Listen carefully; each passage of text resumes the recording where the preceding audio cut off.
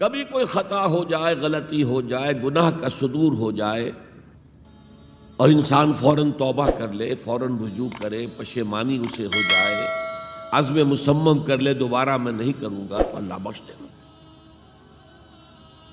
انما التوبۃ علی اللہ للذین یعملون السوء بجہالۃ ثم یتوبون من قریب، سورہ نساء میں فرمایا اللہ کے ذمے ہے ان لوگوں کی توبہ قبول کرنا۔ انما التوبۃ علی اللہ، اللہ کے ذمے ہے۔ جو کہیں غلطی سے، جہالت میں، نادانی میں، جذبات سے مغلوب ہو کر کوئی غلط کام کر بیٹھتے ہیں، لیکن فوراً توبہ کرتے ہیں، اللہ کی جناب میں رجوع کرتے ہیں، فوری توبہ اگر ہو جائے تو فوراً اللہ تعالیٰ کی مغفرت جو ہے ڈھانپ لیتے ہیں۔ لیکن اگر مستقل طور پر کسی ایک معصیت پر بھی ڈیرا ڈال دیا جائے، مثلا آج کی دنیا میں جو بہت بہت کامن شے ہے، سود جسے اللہ نے حرام قرار دیا، جس پر اللہ کی طرف سے اعلان جنگ ہے، فَأَذَنُوا بِحَرْبٍ مِّنَ اللَّهِ وَرَسُولِهِ، تو سن لو، الٹیمیٹم ہے اللہ اور اس کے رسول کی طرف سے۔ اسے اپنے کاروبار کا مستقل جز بنا لیا تو ایک غلطی، ایک گناہ بھی انسان کو ہمیشہ کے لیے جہنم میں ڈال سکتا ہے۔ بَلَا مَنْ كَسَبَ سَيِّئَةً وَأَحَاطَتْ بِهِ خَطِيئَتُهُ فَأُولَٰئِكَ أَصْحَابُ النَّارِ هُمْ فِيهَا خَالِدُونَ۔ کیوں نہیں؟ کسی نے جان بوجھ کر ایک بڑا گناہ کمایا، چھوٹے چھوٹے گناہ جو ہے، گناہ صغیرہ، وہ تو خود بخود بھی دھلتے رہتے ہیں، اللہ کی رحمت سے صاف ہوتے رہتے ہیں۔ لیکن کسی نے کبیرہ گناہ کمایا، جان بوجھ کر کیا، اور پھر اس پر ڈیرے ڈال دیے، اور وہ گناہ اس کے گھر گھیرا کر بیٹھا، احاطت بہ خطیئتہ فاولئک اصحاب النار ہم فیہا خالدون، تو وہ ہے جہنمی اور اس میں ہمیشہ رہنے والا۔ تو اطاعت اللہ کی، اطاعت رسول کی، یہ تو اسلام کا بنیادی مطالبہ ہے۔ اگر یہ بھی نہیں ہے تو پھر کچھ نہیں، اگر یہ نہیں تو بابا پھر سب کہانیاں۔ اب ذرا اس سے قدم اوپر اٹھیے، اطاعت کے ساتھ محبت۔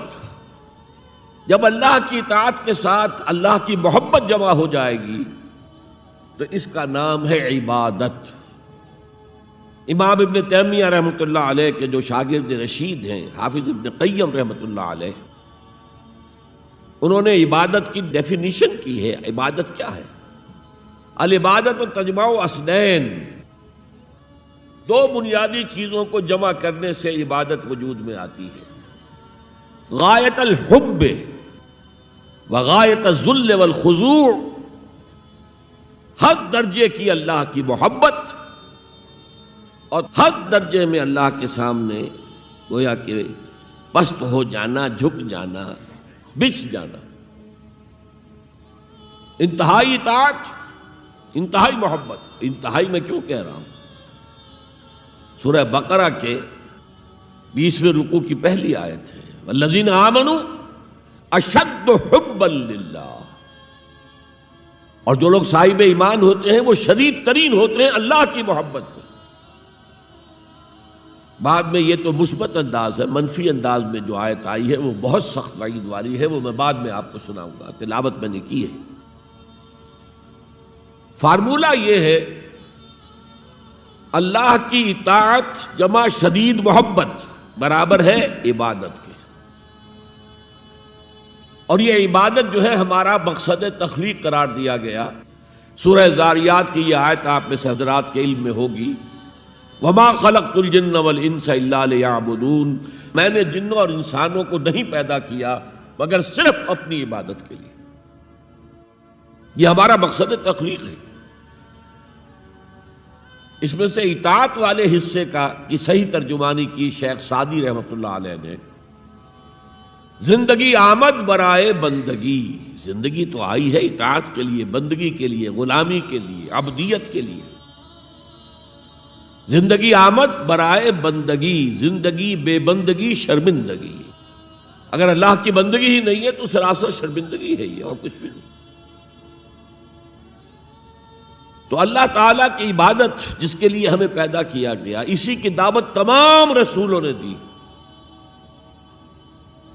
یا قوم اعبدوا اللہ ما لکم من الہ غیرہ، اے میری قوم کے لوگوں، اللہ کی عبادت کرو، تمہارا کوئی معبود اس کے سوا نہیں ہے۔ حضرت نوح کی دعوت بھی یہی تھی، حضرت ہود کی بھی یہی تھی، حضرت صالح کی بھی یہی تھی، حضرت شعیب کی بھی یہی تھی۔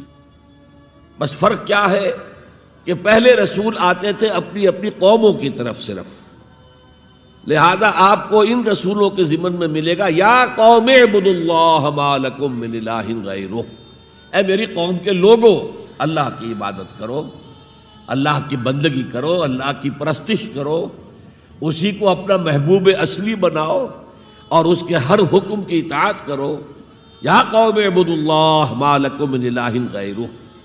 نبی اکرم صلی اللہ علیہ وسلم پر آ کر، کیونکہ آپ کی بعثت ہے پوری نوع انسانی کے لیے، تو اب یا قومے کا لفظ نہیں رہا، یا ایھا الناس، اے لوگو، اے بنی نوع انسان۔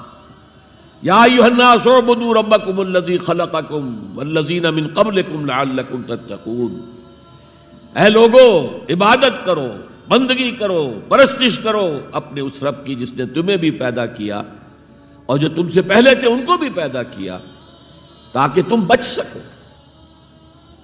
یہ کیوں کہا دوہرا کر تم سے پہلوں کو بھی پیدا کیا؟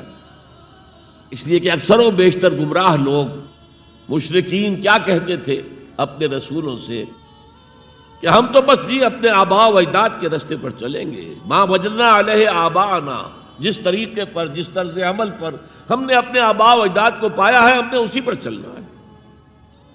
تو واضح کر دیا تم بھی مخلوق ہو، وہ بھی مخلوق تھے، تم بھی انسان ہو، وہ بھی انسان تھے، تم سے بھی غلطی ہو سکتی ہے، ان سے بھی ہو سکتی تھی، لہذا یہ اصول نہیں ہے کہ جو بھی آباء و اجداد کی ریتیں ہیں، رسمیں ہیں، طریقے ہیں اور جو ان کے عقیدے ہیں انہی کو آپ لے کر چلیں، بلکہ آپ تو تلاش کریں صحیح عقیدہ کیا ہے، صحیح زندگی گزارنے کا طریقہ کیا ہے، اس کو اختیار کریں۔ یا ایھا الناس اعبدوا ربکم الذی خلقکم والذین من قبلکم لعلکم تتقون، تاکہ تم بچ جاؤ جہنم کی آگ سے۔